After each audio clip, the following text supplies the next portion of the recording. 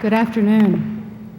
Congratulations to all the students who will leave here today as alumni of the University of Michigan. For our graduates, this is one of the most notable moments in their lives, and I know those lives will be rich in extraordinary events. But it is just as special a day for your families who prepared you for Michigan, who supported you, and who encouraged you. So take one more moment, please, graduates, to congratulate and thank your parents and families for all that they've done for you.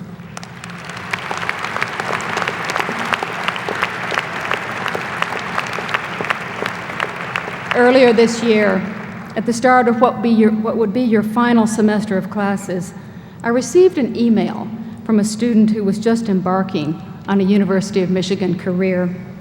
He told me he had felt totally indifferent about being admitted to the University of Michigan because he saw college as one more station in life. And then he arrived on campus for Welcome Week, and something very unexpected occurred to him as he walked along South University, then Forest, then Church Street. He was lost. For the very first time in a long time, he was lost. And he said it was wonderful and thrilling.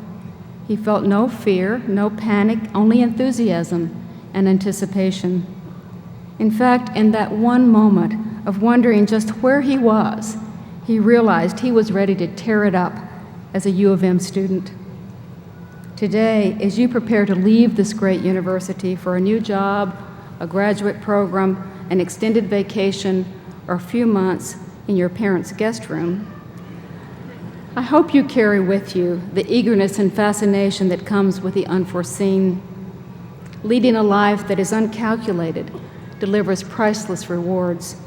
It means discovering the new and the unexpected, and nothing will make your life more interesting as you settle into a career, a family, and a community. When he was an old man, the great American pioneer Daniel Boone sat for an official portrait, and the painter inquired whether he had ever lost his way. The frontiersman thought for a moment and replied, "No, I can't say I was ever lost, but I was bewildered once for 3 days." I suspect that in the past few years at the university, you've experienced moments of bewilderment. We've never coddled you, and that was intentional, because part of the growing process involves finding your way on your own terms.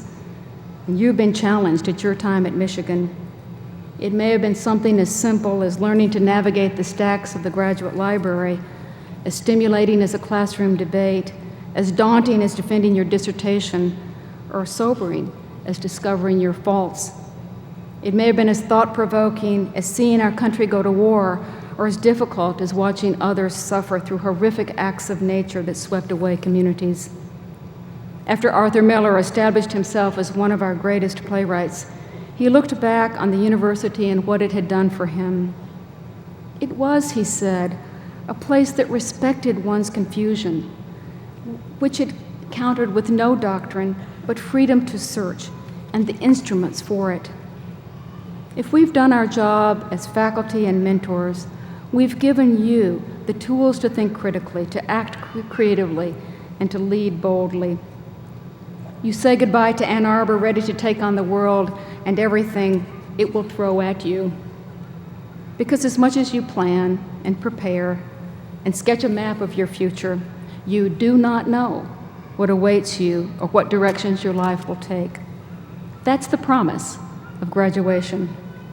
A few years back, a Michigan student graduated and awaited his first job offer, only to find his prospective employers were saying this about him: poor build, very skinny and narrow, lacks mobility and ability to avoid the rush, lacks a really strong arm.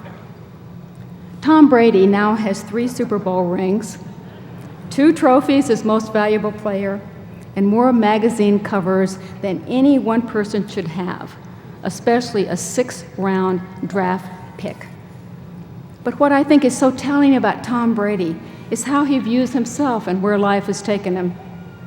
2 weeks ago, he was named Sportsman of the Year by Sports Illustrated. When he accepted the honor, He said it meant more to him than any ring or any title because of what it represented, a commitment to excellence. Excellence defines a Michigan education. You experienced it with your professors, their knowledge, and their expectations of you, and you demonstrated it with your achievements in the classrooms and laboratories.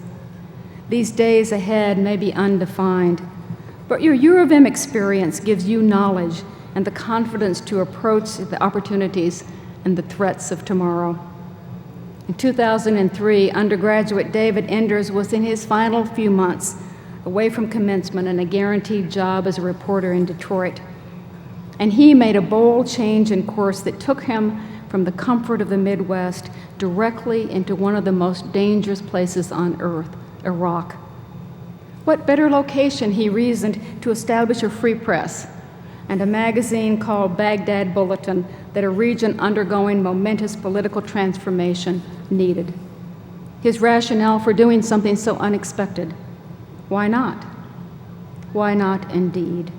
Your U of M education has exposed you to faculty who never cease to question and provoke. Your classmates have come from every region of the country and the world, offering countless viewpoints and beliefs. And you've explored theories and disciplines you never knew existed before your days in Ann Arbor. Your destiny is undefined, but your skills and talents are not. Consider Annie Smith Peck, like you, a graduate of this great university with bachelor's and master's degrees in Greek. She went on to a respectable career as a classics professor at Purdue University and later Smith College. But it was while traveling in Switzerland that she saw her true vocation, the Matterhorn. And so she climbed it at age 45, and it was the first of many peaks throughout the world that she would scale in becoming one of the greatest mountaineers of the 20th century. She last climbed when she was 82 years old, and a fellow alum would say 70 years later, why not? Now, as president of the university on your final day as a Michigan student, am I telling you to take a hike and to get lost? Absolutely, but in the warmest of ways. Be willing to jump off a cliff at least once in your life. I guarantee you'll find it exhilarating. It was 200 years ago, this fall, that a handful of white men, a black slave, and a Native American woman stood on a bluff at the western edge of our continent. They'd spent 2 years in the wilderness, battling weather and animals and profound obstacles, literally to chart a new course for the nation. Despite their struggles and hardships and the fact that their trip was only half complete, when Lewis and Clark and the expedition looked outward toward the Pacific Ocean for the first time, William Clark exclaimed, "Oh, the joy." There are tremendous rewards in the discoveries that come with being unorthodox like Annie Peck, unpredictable like David Enders, and underestimated like Tom Brady. If you're unafraid to say why not, to wander off course every now and then, you will experience incredible joy in your lives. We will miss you, but we will take great pride in your journeys and your accomplishments. And if your travels at some point bring you back to Ann Arbor, that will be our great joy. Congratulations, good luck, and go blue.